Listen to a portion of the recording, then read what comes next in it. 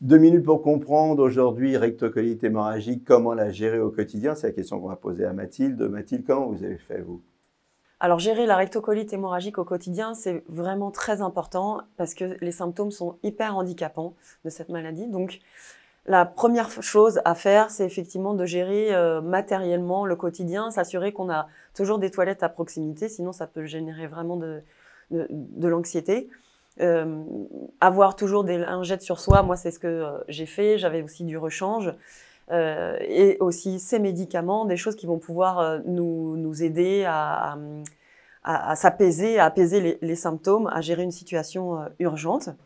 Et je dirais aussi que d'un autre côté, gérer aussi les émotions liées à la peur des symptômes.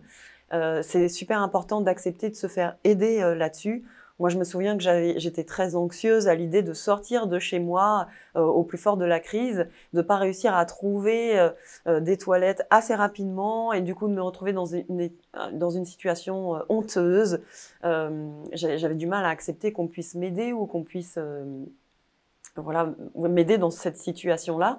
Donc même quand je devais demander dans un café, j'osais pas expliquer. Enfin voilà.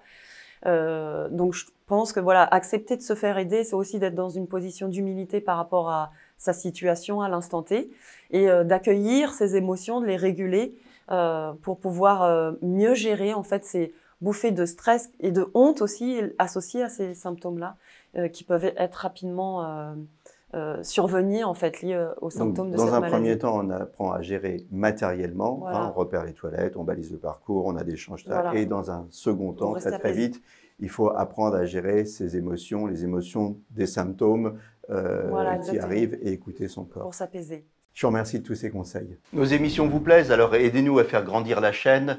Pour parler santé au plus grand nombre, partagez, likez, abonnez-vous.